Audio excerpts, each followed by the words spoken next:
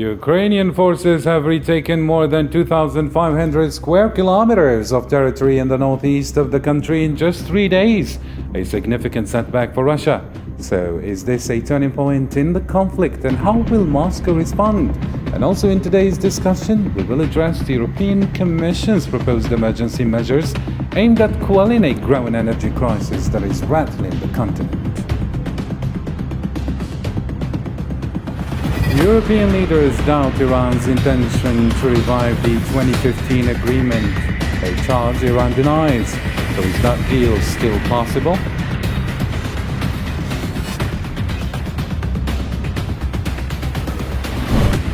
Also in today's special coverage, the focus on the new stand of solidarity between Russia and China will be addressed, in which the light will be shed on Moscow's backing Beijing's One China policy and its opposition to the provocation by the United States and the Taiwan Strait, and values China's balanced position on Ukraine.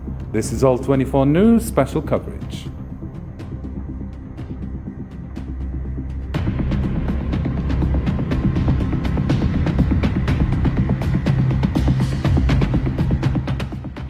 Hello and welcome to the program. I'm your host, Karim Zachary. And before we bring in our guest, here is the latest in the Russia-Ukraine file. In the recaptured city of Izium, Kharkiv region, law enforcers started the exhumation of the 450 bodies of civilians found in a forest strip earlier. President Volodymyr Zelensky said on Friday many Ukrainians were buried at various sites in the newly recaptured northeast, including whole families and people who were tortured, linking the aftermath to Russian withdrawal from the near Kiev months ago.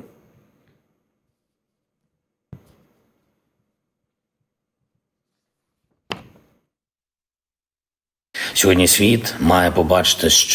the world needs to see what the Russian army has left behind. Another mass grave of murdered people, children and adults, civilian and soldiers, tortured, shot, killed by bombing. Even whole families are buried there, mother, father and daughter.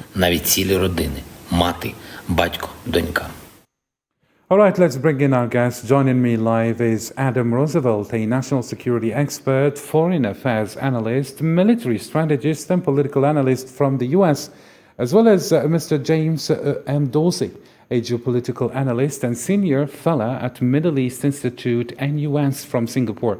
Gentlemen, thank you for joining us. So the war in Ukraine had significant repercussions, on top of which is the energy crisis. And here, let me start with you, Mr. James Dorsey. I mean, regional Governor Oleg said on Friday evening that 99% of the bodies exhumed Friday in the eastern Ukrainian city of Izium showed signs of violent death. What is your take on this? Well, I think obviously we're going to have to wait for a investigation to draw a final conclusion of this. It's a reasonable assumption that this was a crime committed by Russian rather than Ukrainian forces. And it's not the first time that we've seen Russians withdraw from certain areas and mass graves being found. So this is probably the largest of these incidents, and it doesn't bode well for Russia in terms of the way it's conducting this war. And Mr. James Dorsey, what is your comment about the withdrawal of the Russian forces from the captured regions in Ukraine? Some people are commenting that this is a significant setback for Russia in general. Do you think this is a turning point in the conflict? It's no doubt a setback in multiple ways, both on the ground as well as in terms of Russian prestige and image and the credibility of Russia as a military force. Now, having said that, I think it's too early to draw the conclusion that this is a turnaround. Russia may be down, it's not out, and certainly not a spent force. And so we're going to have to see how Russia opts to try and redress the situation. And obviously it has multiple options. One of those options we've seen to some degree, in which it is trying to increase the hardship in Ukraine by attacking civilian infrastructure. And let me bring into the conversation Mr. Adam Roosevelt. How, according to you, will Moscow respond regarding this latest setback as it is described by many analysts, or is this just a regrouping strategy by the part of Moscow? Well, first, let me start by saying thank you for having me. The first thing I will say is that withdrawal or retreat does not mean that it is an imminent defeat. If you look at currently the percentage of occupation from Russia in the Ukrainian territory, President Putin has been successful by occupying at least 20% of the Ukraine. As you look at the map today in the Donbass region, we understand that his objective will be to capture the entire Donbass region. But from a strategic perspective, President Putin had already focused on, from 2014, the annexation of Crimea, was to make sure he controlled the routes coming into the Black Sea, where certain enemies or adversarial parties in the Ukraine could receive logistic supplies and commodities that could effectively continue their military campaign against Russia. If you look at the map today, they have Crimea, they have Melitopol, they have Kherson, and a few other locations, and they dominate the Black Sea in terms of the entry and exit points. So I think militarily, he does have a strong position. Now it's up to him to decide just how far he wants to go in terms of potentially leveraging nuclear capability, which will not be an option, but I will not put this past President Putin if he is backed to a corner, given any additional support the United States and NATO will provide beyond weapons and economic support. And Mr. Adam Roosevelt, how do you think Ukrainians have been able to make these breakthroughs and remarkable advances in a very short time? Was it not for Western support, this wouldn't have been really possible, according to some analysts, although we see in this particular question, many would argue that perhaps the resistance by the Ukrainian forces is the one that actually managed them to make these breakthroughs. Well, as a former military and non-commissioned officer serving in 2 campaign tours in Afghanistan, a 6-day win on the battlefield is not truly that impressive to me, primarily because look at the infrastructure of the Ukraine at the macro level. At the very beginning of this war, President Putin carried out a series of phases to diminish infrastructure. He targeted military sites. He targeted civilian buildings. The infrastructure of Ukraine has been destroyed. Now we are seeing a different strategy. As they withdraw, they are killing violently the citizens of the Ukraine and leaving no man, women, or child behind. And the population is continuing to decrease, and the infrastructure is very difficult to look at the future of recovery. So I believe that Putin is taking a very aggressive strategy. So I won't call these advancements true wins, because they have to sustain for the next several months from an economic perspective, military supplies, and in certain locations there's no food, water, and this morale that soldiers carry. They have to have the necessities to continue forward. And I think that this is going to be one of the big challenges. And speaking of economy, Mr. James Dorsey, bringing in soaring energy prices, European countries are facing an unprecedented gas shortage, and leaders have contingency plans. But are they enough to get through the winter? And will the EU put in place a solid, let's say, plan, a long-term energy strategy amidst this lingering war? Well, I don't think that the Europeans have an alternative but to put in a long-term strategy. Having said that, Europe is looking at a difficult winter. There's no doubt about it. But then again, the stakes in this conflict are extremely high. And it's a question of judgment, but I would make the judgment that the hardship that Europe is going to suffer and is suffering as a result of the energy crisis is a price that needs to be paid, because the alternative probably in the longer term would be worse. And Mr. James Dorsey, the European Union, they said that they will back down from imposing a cap on Russian gas prices. That was a leaked document to The Guardian, actually. And the EU will go ahead with taxing the surplus profits of energy companies. Why would the EU retreat from this decision now? Well, I think, first of all, you've had internal division about the price cap, and Europe needs to take decisions basically in unanimity. So that's one factor of it. Two, I think that, one of the things that we've seen over the last month of the war, since it began in February, has been that the cutting of dependency on Russian energy is a gradual process. It's not a one-time move in which Russian energy is cut out. So we're going to see this. We're going to see and we are seeing a process whereby the dependency on Russia increasingly is diminished, but it's going to take time. And Mr. Adam Roosevelt, do you agree? How do you explain EU member states that import large amounts of gas from Russia, including Hungary and Slovakia, speaking against such measures, capping energy prices? Is there a better way to curb these surging prices?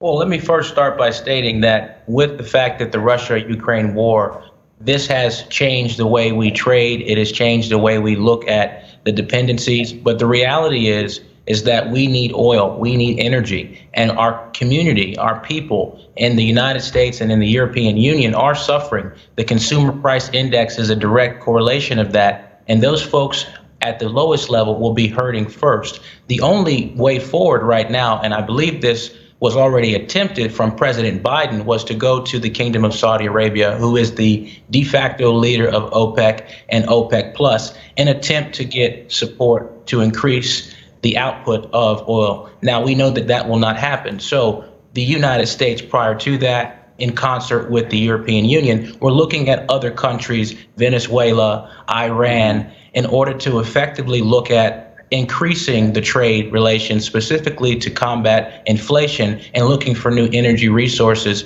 But so much history is behind the West and the East in certain conflicts before the Russia-Ukraine crisis that now Iran will be a player. But I do believe that they will maintain their relations in the East and continue trading, whether openly or covertly. And I do not believe the European Union or the United States or NATO will find additional resources. They will be put in a corner. And effectively, I think the Eastern Coalition will support this because there are a lot of intelligence reasons behind that. But President Putin is and does have some allies in the East. And Adam Roosevelt, what is expected as a solution that satisfies the bloc as a whole? Is this division bringing the economic recession even closer? It is. And the only solution that I can cough up today is the United Arab Emirates taking a part in diplomacy to bring this war to a truce. I think that no analysts that I have seen have offered the United Arab Emirates as a key diplomatic figure in the region that has Western-Eastern alliances and maintains a very neutral status, but has a tremendous amount of influence in both corridors in the East and the West. And if we're looking for a solution, the first thing we should be talking about is who is the proper mediator today. And I advocate for the United Arab Emirates to be that mediator, to broker a 30-day truce, to talk about how we can focus on trade and commodities, getting oil and gas pumped back out. And secondarily, we need to talk to both Venezuela and Iran leading into the conversation about the Joint Comprehensive Plan of Action. But we need access to those reserves. We need access to those oil commodities. And speaking of Iran, all this leads us to reflect on not only the security of Europe, but the whole world amidst the proliferation of nuclear weapons and a means of bargain, or using it as a means of bargain for dominance and influence in the world. Next up in the Iran nuclear file.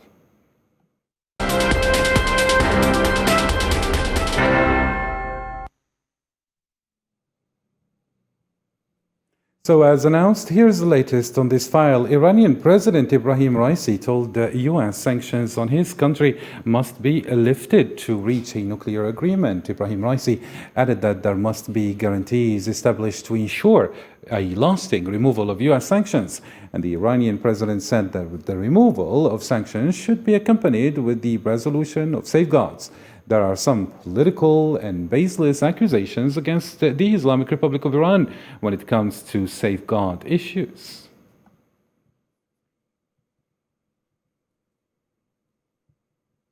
Let me get back to you, Mr. James Dorsey. The latest setback in the Iran nuclear talks with European leaders, they say they doubt Iran's intentions to revive the 2015 agreement, which is a charge that Iran denies. So do you think that this deal is still possible?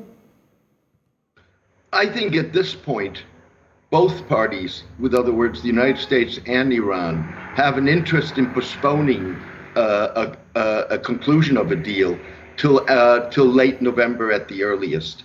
The reason for that being that you have two sets of elections that are going to impact this. The first one is in early November, the 1st of November, if I'm not incorrect, in Israel, with the question of whether or not former Prime Minister Benjamin Netanyahu may come back to office. And that would significantly change the playing field. And the second one, of course, is the midterm elections.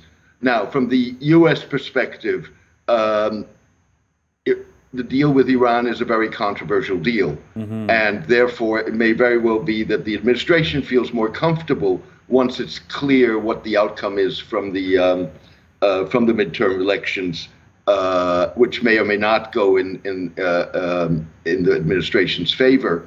On the other hand, the Iranians have a legitimate concern in terms of what the sustainability of U.S. adherence to the deal is, particularly if Republicans were to succeed and take over both houses of Congress, and furthermore, then further down the line, potentially win a 2024 election. So I think that at this point, both parties want to see what the lay of the land is, or would find it convenient to see what the lay of the land is before concluding a deal, if a deal is possible. Very nice. And Mr. Adam Roosevelt, at the beginning, there was a growing sentiment and optimism that a deal was almost there. But now that optimism seems to be fading away. Why is it, according to you? Well, I think it's important for us to look at this from truth versus fiction, because at this point, this isn't about just media representation. We, as the United States, have been using a proxy to communicate with Iran. Just from that perspective, on a common sense ground, that means that we're not even able to sit face to face virtually or even physically. We have to use a proxy to have that conversation. That's the first thing I'll say. Not only did the United States Department of Justice investigate with the intelligence community as well as the Federal Bureau of Investigation and our intelligence agencies the involvement of Iran with terrorism dating back to 9/11, also in the Afghanistan war and other wars abroad. And there has been funds established essentially to compensate those members of those families impacted. So there's a very deep-rooted tension with evidence that if Iran is to move forward freely economically, they could effectively have the economic means to continue their mission abroad globally, which targets U.S. national security interests as well as EU and NATO allies. And the fact that they carried out attempted assassinations on, let's say, the National Security Advisor John Bolton, a member of the IRGC, was just arrested on the account that he attempted to kill John Bolton. The agency had to increase the amount of security funds, $2 million a month for Secretary Pompeo and his senior aide. This means that Iran is active in the field globally and in the United States to carry out assassinations at a time where the deal is supposed to be moving forward. And I'll say this lastly, President Trump in 2018 withdrew from this deal because there was not compliance. The intelligence communities could prove that, and we don't have accountability, and Iran will go forward very quickly with getting to the reaching the capacity to develop a nuclear weapon, and they're on full speed track to do that. Very nice indeed. And Mr. James Dorsey, your response, especially that we see that what's relating or what is happening in the world, is the U.S. role in the world kind of over? Because it's been dishonest and flawed, as some analysts actually claim. We see here not only Israel is standing as a stumbling block to the Ukraine, let's say, Iranian nuclear deal, and at the same time, we see that the Europe is at a dire need, let's say, for energy now, and perhaps easing up the measures or lifting up the sanctions on Iran actually could be a good solution, don't you think? I think there are multiple issues here. First of all, yes, Israel is vehemently opposed to the Iranian nuclear deal, and Israel has, for numerous reasons, significant influence in the United States and in politics in the United States. Now, having said that, the Gulf states, particularly Saudi Arabia and the UAE, share the concerns that the Israelis have.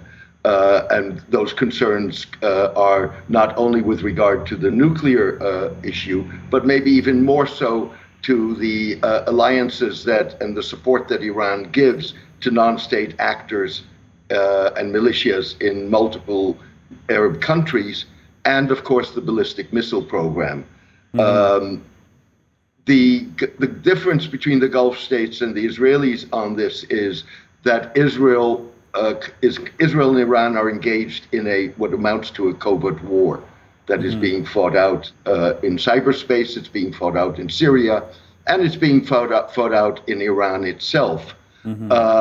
And Israel is willing and prepared to fight that war. The Saudis and the UAE see themselves as, if you get a military confrontation, a broader military confrontation with Iran, as being targets, and they have the experience of the Iranian or pro-Iranian attacks on oil facilities in Saudi Arabia in 2020, and attacks on shipping in 2020 in the UAE, and on infrastructure in the UAE in 2021. And therefore, they're walking they're walking a tightrope. Now, having said that, on the broader issue, I think it would be wrong to count the United States out. On the contrary, yes, there are upcoming powers, but the United States still is a major power, if not the major power, in many respects globally. I think the problem with the U.S. policy, foreign policy across the globe, is that on the one hand it has the claims to all kinds of values and morals and ethics that it stands for, and I actually believe that is genuine. But when the brass tacks are down, it often acts or feels that it has to act in a very different way. And it has never been able to, or even really tried to explain that dichotomy, to somehow establish, communicate criteria, for example, in which situations do we do X, and in which situations do we do Y. And that's very good, Mr. James Dorsey, and that's why we hear a lot of analysts saying that why do we always hear this narrative that the U.S. is on the side of the angels and everyone else is on the side of the devil? And it seems like it's just a war of ideologies that shake the very security of the world. And here, since we're talking about Europe and the energy crisis, what is your comment, Mr. Adam? Well, I think there was an excellent summation from Mr. Dorsey. In fact, I agree with all the things he just presented in terms of the facts. And it's absolutely right. And I think it's difficult when you're in a position to govern. The United States as being the number one country to lead in peace and security. Our economy is very strong, but we are built on globalization now. And the first catalyst of change, if you will, has been the Russia-Ukraine war, which has really changed how we see the coalitions and how activities are being carried out. Specifically in KSA with President Biden's trip over to the Kingdom of Saudi Arabia, and all of the talk about the human rights and the journalist that was killed. And he was there to both represent the United States in terms of values on one hand, and then on the other side, the economy, the global economy. And that's a very difficult position to be in, because the reality is that these things have happened.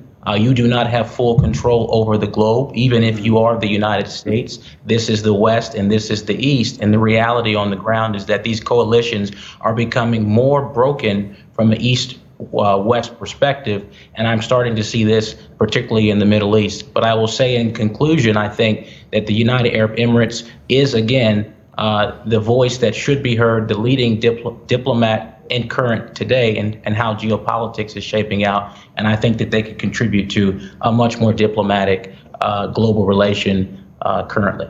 And that's why perhaps we can say that reaching a peaceful world requires nations to make concessions and reach a compromise. Right after this.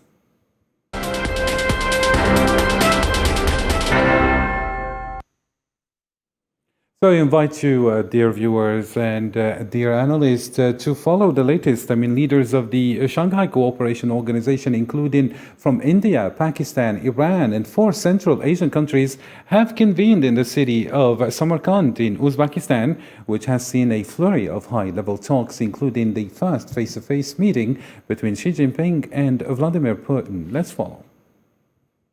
At the time when the war rages in Europe, for the East it was time to meet and to reunite. Reinforced yesterday with Iran as a permanent member, it is in Samarkand, one of the oldest cities in the world, where the Shanghai Cooperation Organization leaders are meeting to discuss international and regional issues. A high-profile summit so important that the Chinese president made his first trip outside of China. How could this be otherwise during a time when the world knows a shift in power and why nations are trying to find a new partners?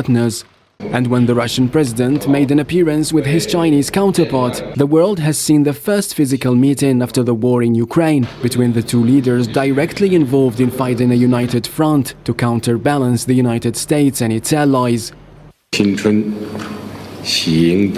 China and Russia have maintained effective strategic communication in the face of changes in the world, times and history. China is willing to work with Russia to demonstrate the responsibility of a major country, play a leading role, and inject stability into a turbulent world. Most importantly, the exchange of views between the leaders of the SCO states is taking place when the international order is becoming a thing from the past and during a critical time, and in an atmosphere of fast-changing geopolitics, something Vladimir Putin has made it clear. The growing role of new power centers cooperating with each other is becoming more and more evident. The summit was a chance to show the Russian-Chinese relations are becoming even tighter against the Western measures. Beijing has been careful to avoid violating Western sanctions or to provide direct military support to Moscow, whose dependence on China has deepened amid Western isolation. So, Mr. James Dolce, as we have followed in this report, can we say that China is aiming at some kind of a hard power play or a soft one? By that I mean, is China going to start using its financial, political muscles here to formulate this new partnership with Russia that's going to try and reshape the world? Well, I think that Ukraine has fundamentally changed the Chinese-Russian relationship and also changed or intensified the way China is going to approach Central Asia. Basically, in the China-Russia relationship, Russia is now the lesser party. China is the stronger party. Let's keep in mind that it's not only that the Chinese have not offered military support to the Russians in the Ukraine war. Mm-hmm. They have not endorsed the Ukraine war, mm-hmm. and I don't think that they're particularly happy with it. Mm-hmm. Now, the relationship with Russia may be the overriding strategic concern, but nonetheless, and frankly, Vladimir Putin acknowledged this mm-hmm. when he acknowledged publicly that the Chinese have concerns about the mm-hmm. Ukraine war. Mm-hmm. The second thing to look at is that Xi Jinping, yes, this is his first trip abroad in about 2.5 years mm-hmm. since the outbreak of the coronavirus pandemic, mm-hmm. but his first stop was Kazakhstan. with which Russia at the moment has a troubled relationship. The Kazakhs have been very firm in their opposition to the Ukraine war and are concerned that they could be a target in the future of Russian military action. You've also seen that the balance in terms of security support for Central Asia is changing. One of the things that Xi Jinping announced at the Shanghai Cooperation Organization summit was that China would be training Central Asian forces and law enforcement agencies.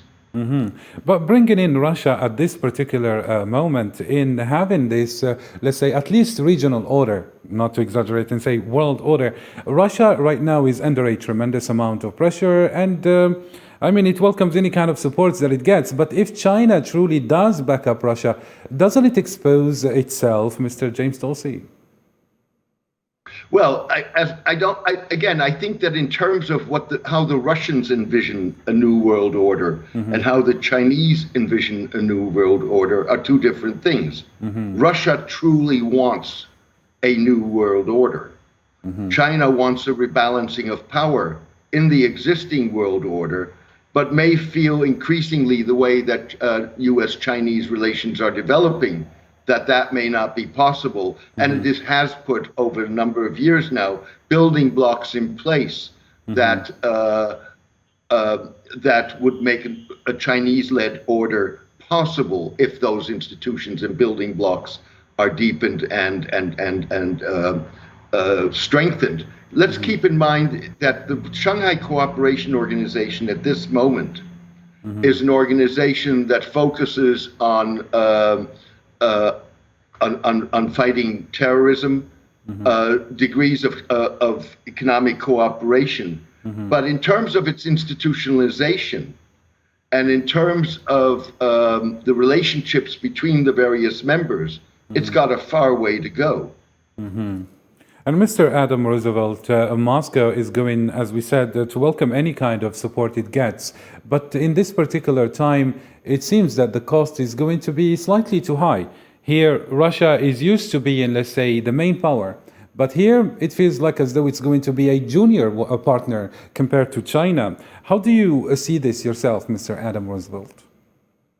Well, my professional view is that in the East, obviously, every nation plays a role at the table. One nation, such as Russia, will play the aggressor. China will play the investor, using its strategic economic foundation to carry out the Belt and Road Initiative. And they have all different types of intelligence operations underneath those investments. So using their capital power to effectively remain neutral, but yet control resources, purchase land, purchase critical infrastructure, and really be an investor and a control mechanism to balance the power as they see fit. And I think that if you see it from that perspective, every person is playing their role. Now, clearly, Russia obviously will be a junior partner in this role. China will remain very dominant at the top of the food chain. But think about this from the perspective of the recent trip of Speaker Pelosi, who went on to Taiwan. This is a major tension. I think that that action alone gave China the reason to be a little more aggressive in its support with Russia, regardless of whether or not it believes in supporting Russia in the Ukraine-Russian war. Certainly, Taiwan plays a very valuable lesson to what the United States, in terms of encroaching on the borders as China sees it, on our borders, impacting national security, and really being a bully. So the East is now saying, we are tired of the West, and we are looking now to stand up against the West. And I think currently right now, China is in the position with, from its perspective, justification to support Russia covertly and a little more open in the open public. What about you, Mr. Adam or Mr. James Dulcie? As many see, many consider that perhaps now this is China's world and we simply have to live in it and there is nothing we can do about it. Do you think this is true? Well, I think there's no question that we're moving towards presumably a bipolar rather than a multipolar world, but certainly a world in which there is more than one top dog at the table. I don't think it's going to be China's world per se. I think that also, coming back to some of the things and linking them in here that were said before. The fact that the Saudis at this moment have not been very cooperative with the United States, for example, on oil production in terms of trying to help the energy crisis, that is today. That may not be tomorrow. I think what you're seeing with the Saudis doing is they're leveraging their power. And you've already seen all kinds of measures in terms of, for example, the drone testing facility that has now been established in Saudi Arabia with the United States to counter particularly Iranian drones. That as the fact of the matter is that even if the Saudis wanted to look for a different defense guarantor in the security guarantor in the Gulf, there is none but the United States. Neither Russia nor China is at this point capable, and they certainly are not willing. So I think jumping to the conclusion of a Chinese world is at this point very premature. Mr. Adam Roosevelt, do you agree? I mean, despite the fact that one of the key things, let's say, about China's role in the world when it comes to other countries is that their law is respected, whoever is in charge. Or take, for example, Pakistan. China has long been a very good friend for Pakistan. It hasn't said you need to be a democracy or they shouldn't be a military dictator. It simply dealt with whoever and whatever was in government. And on the other hand, Pakistan, for instance, complained about the Americans interfering in their domestic affairs by having this insistence on freedom and democracy. Is that something China that is going to lean on, like something that China is going to lean on? Will it keep that up? Will it keep dealing with the people in power without actually insisting on any kind of political change domestically? Well, if you study the Belt and Road Initiative, they're going to use their economic strength to expand control, influence politically and economically. China will do what is necessary for its own economic and national security interests. Every nation has an intelligence operation to monitor, spy, collect information. They have the ability to use economics for foreign direct investments, for strategic acquisitions of mergers and acquisitions. There's a lot that goes underneath the strategy for a country to expand. So in terms of China being the top player in the world, I don't think that it will emerge as the top player because it misses some of the elements of the Western society in terms of freedom of speech, freedom of the press, and a lot of those things I think from a democracy perspective are very beneficial and attractive to some of these other populations in certain areas who have adopted the democracy as their foundation for leadership and governing their people. So I think in some aspects China will perform very well as a nation from an economic influence perspective and foreign direct investments. But from an ideology perspective, I don't think that it sits well with other Western nations. And we're seeing now a point at which people are starting to push back in places like Vanuatu, Australia. We're seeing a lot of effort stood up to start to push back against CCP. So I think that this is now the time for Western nations to continue forward. And as a final question, very briefly, Mr. James Dorsey, we see what happened, for example, in Afghanistan and how the U.S. failed in imposing a democracy there. How do we actually deal with these countries that are favoring, let's say, the East? Well, first of all, I think the more important question here is that the Chinese maintain that they have a policy of non-interference.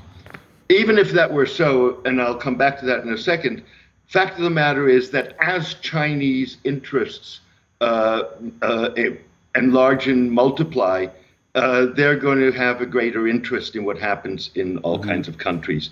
You're already seeing that in the definition of what constitutes interference. So, for example, to use the phrase that was used by Xi Jinping, even though I think it's broader than that, Xi Jinping defines colored, as does Vladimir Putin for that matter, color revolutions. With other words, a popular uprising against a government that is unpopular, does not deliver, or for whatever other reason, they Mr. define James that Dorsey, as sorry foreign to cut your interference. train of thought. Unfortunately, we have run out of time and we need to wrap it up. Thank you so much, Mr. James Dorsey and Mr. Adam Roosevelt, for your thorough analysis. Thank you, dear viewers, for keeping it here on All 24 News. That's the end. Bye for now.